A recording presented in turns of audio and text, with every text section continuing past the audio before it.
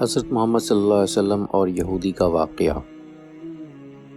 بسم اللہ الرحمن الرحیم۔ السلام علیکم دوستوں۔ ایک یہودی کو رسول خدا صلی اللہ علیہ وآلہ وسلم نے چند دینار قرض واپس لینا تھا۔ ایک دن آپ راستے میں جا رہے تھے کہ وہ یہودی آپ کے پاس آیا اور اس نے کہا، جب تک آپ میرا قرض ادا نہیں کریں گے اس وقت تک میں آپ کو یہاں سے نہیں جانے دوں گا۔ نبی اکرم صلی اللہ علیہ وآلہ وسلم نے فرمایا، اس وقت ادائیگی کے لیے میرے پاس کچھ بھی نہیں ہے۔ یہودی نے کہا، جب تک آپ میرا قرض واپس نہیں دیں گے میں بھی آپ کو یہاں سے جانے نہیں دوں گا۔ آپ نے فرمایا، اگر یہ بات ہے تو میں تیرے ساتھ یہیں بیٹھ جاتا ہوں۔ یہ کہہ کر آپ اس کے ساتھ بیٹھ گئے۔ جیسے جیسے وقت گزرتا گیا آپ کے صحابہ وہاں جمع ہوتے گئے۔ جب انہوں نے یہودی کی اس جسارت دیکھی تو انہوں نے اس کو سزا دینے کا ارادہ کیا۔ آپ نے انہیں ہر طرح کی تعددی کارروائی سے روک دیا اور فرمایا کہ تم دور چلے جاؤ۔ حکم رسول کے تحت صحابہ دور چلے گئے۔ سورج لمحہ و لمحہ گرم ہو رہا تھا اور اس کی تپش سے آپ کو اذیت پہنچ رہی تھی، یہاں تک کہ آپ کے چہرے اطہر سے پسینہ بہنے لگا۔ اس کے باوجود آپ نے کسی طرح سے غصہ کا اظہار نہ کیا اور کوئی سخت جملہ نہ کہا۔ آپ سارا دن وہیں بیٹھے رہے اور ظہر، عصر اور مغرب اور عشاء کی نمازیں وہیں پڑھیں۔ پھر رات چھا گئی، آپ نے رات بھی وہیں بسر کی اور فجر کی نماز بھی وہیں پڑھی۔ صحابہ یہودی کو ڈرانے دھمکانے لگے۔ آپ نے فرمایا، تم اس سے یہ کیسے سلوک کر رہے ہو؟ صحابہ نے کہا، یا رسول اللہ، اس کی یہ جرت کہ آپ کو یرغمال بنا کر آپ اپنے پاس بٹھا لے۔ حضرت صلی اللہ علیہ وسلم نے فرمایا، اللہ نے مجھے اس لیے نہیں بھیجا کہ میں کسی ہم پیمان یا کسی اور پر ظلم کروں۔ جب دن چڑھا تو یہودی نے کلمہ اسلام پڑھتے ہوئے کہا، اشہد ان لا الہ الا اللہ واشہد ان محمدا عبدہ ورسولہ۔ میں اپنی دولت کا ایک حصہ راہ خدا میں دیتا ہوں۔ میں نے آپ کو اس لیے نہیں روکا کہ میں آپ کی توہین کروں۔ اس ذریعے سے میں آپ کے پیمانے صبر کو آزمانا چاہتا تھا، کیونکہ تورات میں نے آپ کی یہ صفت پڑھی ہے، محمد بن عبداللہ مکہ میں پیدا ہوگا اور طیبہ کی طرف ہجرت کرے گا۔ وہ خو اور سخت مزاج اور بیہودہ گوئی کرنے والا نہ ہوگا اور کوئی جھوٹی بات زبان سے نہیں کہے گا۔ اس طرح سے میں نے آپ کو یہاں رکھ کر اس بات کی تصدیق کی کہ تورات نے بالکل سچ کہا تھا۔ رسول اکرم صلی اللہ علیہ وآلہ وسلم معبوس پر رسالت ہونے کے 3 سال بعد تک خفیہ طور پر دعوت اسلام دیتے رہے۔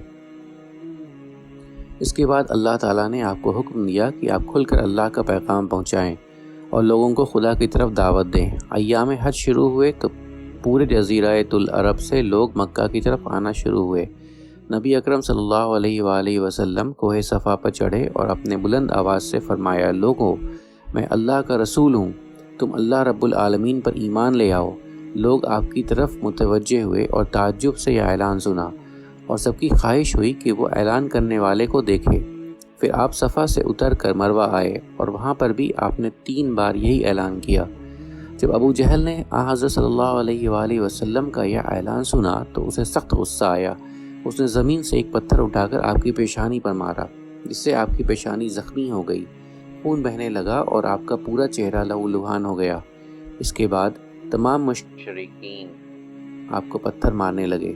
نبی اکرم صلی اللہ علیہ وسلم مجبور ہو کر کوہ ابو قبیس پر چڑھ گئے اور ایک چٹان کے پیچھے جا کر چھپ گئے۔ مشرکین بھی آپ کا تعاقب کیا لیکن آپ انہیں کہیں دکھائی نہ دیے۔ ناکام اور نامراد ہو کر انہیں واپس آنا پڑا۔ اسی اثنا میں ایک شخص نے حضرت علی علیہ السلام کو اس واقعہ کی اطلاع دی اور کہا کہ میرا خیال یہ ہے کہ محمد مارے جا چکے ہیں، نعوذ باللہ۔ یہ سن کر حضرت علی علیہ السلام کو شدید دکھ ہوا اور آپ ام المومنین حضرت خدیجہ الکبریٰ سلام اللہ علیہ کے پاس آئے اور ان سے کہا، میں نے سنا ہے کہ مشرکین رسول خدا صلی اللہ علیہ وسلم پر سنگباری کی ہے اور بعض لوگوں کا یہ گمان ہے کہ نبی اکرم شہید ہو گئے ہیں۔ آپ روٹی پانی اٹھائیں اور میرے ساتھ انہیں تلاش کرنے کے لیے چلیں، ممکن ہے ہمیں ان کا کہیں نشان مل جائے۔ آپ وادی پر نظر رکھیں اور میں پہاڑ کے دامن میں آپ صلی اللہ علیہ وآلہ وسلم کو تلاش کرتا ہوں۔ آپ روتے ہوئے آگے بڑھے اور آپ کہہ رہے تھے، یا رسول اللہ، ہمیں جواب دیں، آپ کہاں ہیں؟ میری روح آپ پر قربان، آپ کس وادی میں بھوکے پیاسے ہیں؟ آپ نے مجھے اپنے ساتھ کیوں نہ لیا تھا؟ حضرت خدیجہ رو رو کے فریاد کر رہی تھیں، کوئی ہے جو نبی مصطفیٰ کی مجھے خبر دے؟ کیا کسی نے انہیں دیکھا ہے جو مجھے ان کے متعلق بتائے؟ اس وقت جبرائیل امین علیہ السلام رسول خدا صلی اللہ علیہ وآلہ وسلم پر نازل ہوئے۔ ان کے پیچھے ملائکہ کی بہت سی صفیں تھیں۔ انہوں نے حضرت صلی اللہ علیہ وسلم سے کہا، خداوند جبار نے ہمیں آپ کے فرمان کی تعمیل کے لیے بھیجا ہے۔ اگر آپ چاہیں تو ہم اس قوم کو تباہ کر دیں گے اور ان کا دنیا میں کہیں نام و نشان تک دکھائی نہ دے گا۔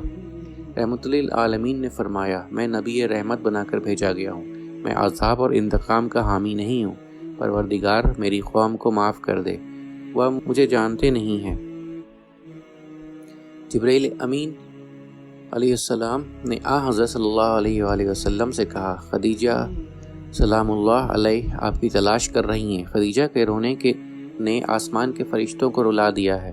آپ انہیں جواب دیں، خدا کی طرف سے اور ہماری طرف سے انہیں سلام پہنچائیں اور انہیں جنت کی بشارت دیں۔ نبی اکرم صلی اللہ علیہ وسلم نے خدیجہ اور علی کو صدا دی، انہیں اپنے پاس بلایا۔ دونوں شخصیت آپ کی خدمت میں حاضر ہوئیں۔ انہوں نے آپ کی پیشانی پر پٹی باندھی اور گھر لے آئے۔ جب مشرکین کو معلوم ہوا کہ نبی اکرم صلی اللہ علیہ وسلم اپنے گھر آ چکے ہیں تو انہوں نے گھر کا محاسبہ کر لیا اور سنگباری شروع کر دی۔